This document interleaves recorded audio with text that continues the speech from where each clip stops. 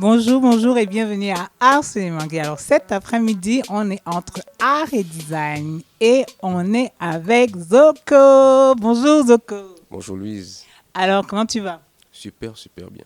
Alors si tu disais à tout le monde qui est Zoko?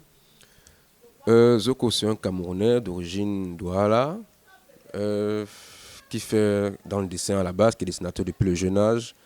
Après, j'ai fait un peu de peinture, j'ai fait un peu d'infographie, j'ai fait un peu de communication d'entreprise et j'ai un peu mélangé entre les dessins, les créations et la publicité. C'est un peu ça, Zoko. Et si tu nous parlais aussi de ta marque Négroactif, comment ça t'est venu? Comment c'est arrivé? Ça, c'est une super histoire. En fait, il y a une marque qu'on appelait No Stress et j'étais avec un ami, on faisait No Stress et après, ça n'a pas vraiment pu continuer, mais ça m'a fait savoir que je peux faire des dessins sur des t-shirts que les gens aiment. Et dans l'autre aussi, il y avait un style d'art que j'essaie de créer, en fait, un truc un peu qui fait un peu africain. Généralement, tu vas voir qu'il y a l'art des maroquineries, tu vas voir l'art arabe, tu vas voir des épées qui sortent de l'art chinois. Mais on n'a pas d'art vraiment africain, si ce n'est pas qu'on met des bambous. Tu vois ce que veut dire que tu as un bambou. Donc j'essaie un peu de créer un art africain. Et Nostre se portait par le nom de cet art. Je vais maintenant créer une marque qui porte vraiment ce nom. Et j'ai pensé à Negro Actif. Maintenant, Negro Actif, je n'ai pas voulu que ce soit comme un personnage. Mais après, je me dis, c'est le nom qui allait le mieux avec le concept. Et puis, tout Negro Actif, c'est ces personnes qui, comme Zoko, essaient de faire quelque chose qui plaît à tout le monde, mais qui a une origine africaine, un peu comme la musique de Bob, Richard Bona, un peu ce genre de choses. Si tu nous parlais de ton expérience professionnelle, qu'est-ce que tu fais exactement? Je suis à la base graphiste, quand on parle d'expérience professionnelle. Mais en sérigraphie, j'ai commencé à faire mes t-shirts parce que je peux pas payer un sérigraphe. Et tu vois, voilà, quand tu sais faire quelque chose, les gens viennent te voir. Et j'ai commencé à devenir ce sérigraphe-là. Je dirais vraiment que j'ai plus de sous en sérigraphie qu'en infographie, création, que moi je veux vraiment faire quand j'ouvre cet endroit. Maintenant, on n'a pas beaucoup de clients. Je vais dire vrai, j'ai jamais prospecté. Et les gens viennent, selon moi, j'estime que ma communication sur le blog que je fais.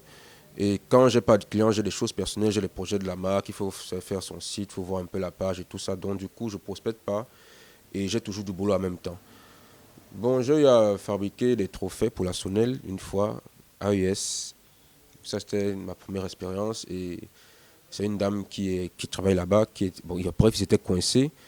Et elle estimait qu'avec Zoko, on peut le faire et il n'y a plus assez de temps pour qu'on passe une commande à l'extérieur, entre le bon de commande qui sort et tout ça.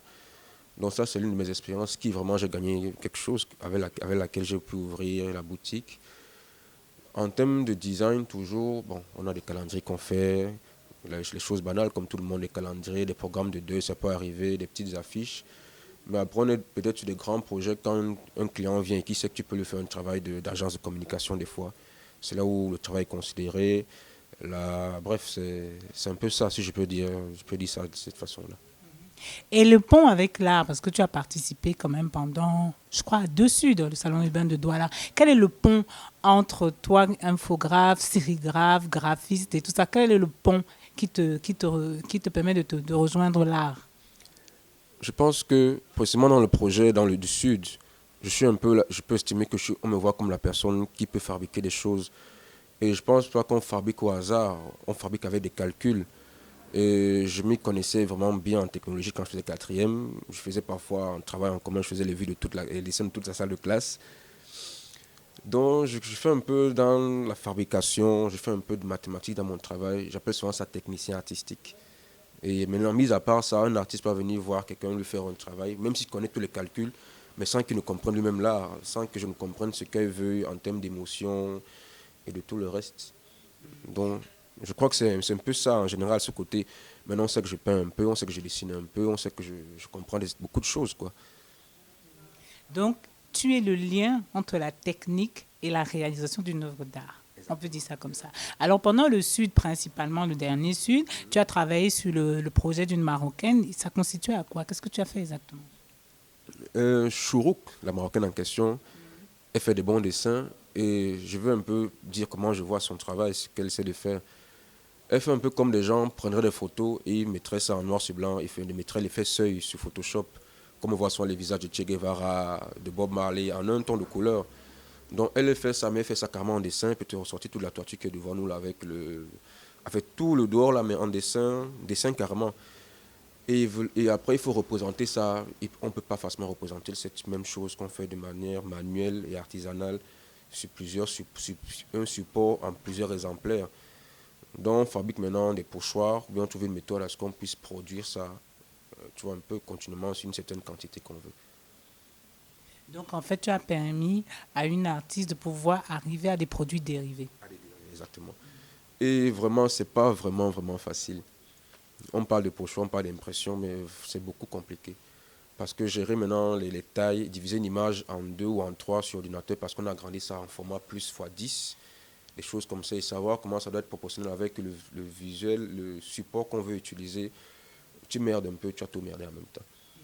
Alors, si tu nous parlais de comment ça a commencé, d'où te vient cette attirance pour les formes? On voit un dessin là totalement vivant sur le mur. D'où te vient toute cette passion pour les formes? Et aussi pour les mots, parce que soit dit en passant, Zoko est rappeur aussi. Mais d'où te vient cette passion pour les formes et les couleurs? Moi, je vais raconter comment je commence au départ.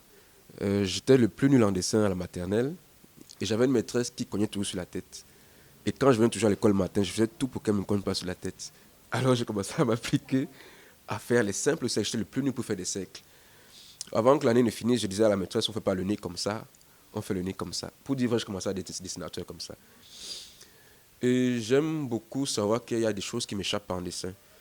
Donc tu vas voir que des gens veulent me voir, parfois même des stylistes, qui veulent des modèles et des créations, des courbes, qui font un doux.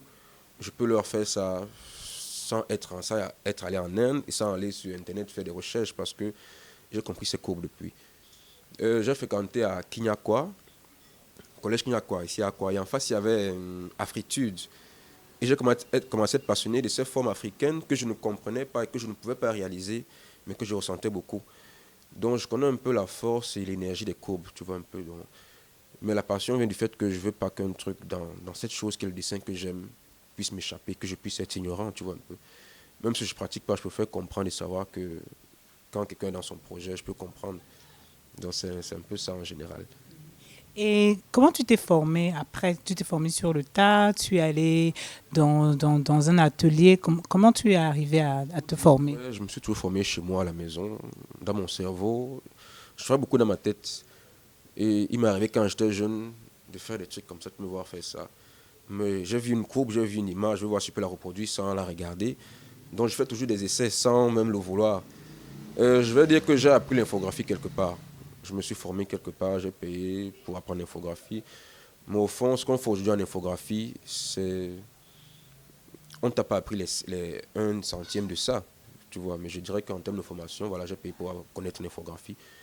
Mais tout le reste, on est passionné, on cherche. Quand on ne réussit pas, on n'est pas content, on veut toujours réussir ce qu'on a dans la tête et puis on essaie de se combler l'esprit, c'est tout. Et quelles sont tes attentes par rapport à l'art? Est-ce que on doit s'attendre à quoi? Est-ce que tu vas quitter tes murs? Est-ce que tu vas arriver à la toile? Est-ce que la toile t'appelle en tant que peintre? Je pense que la toile m'appelle sauvagement même.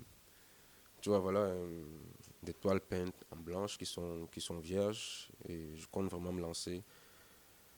Bref, ça m'appelle vraiment. Ça m'appelle vraiment. Alors non, on va attendre que ça. On va attendre, hein, on va attendre tout ça. Alors on va dire merci à Zoko d'être venu sous le manguier. Et ta page Facebook, c'est? Négro actif et Facebook même, c'est actif négro. Ok. Donc on vous demande de liker et de partager la vidéo. Ciao!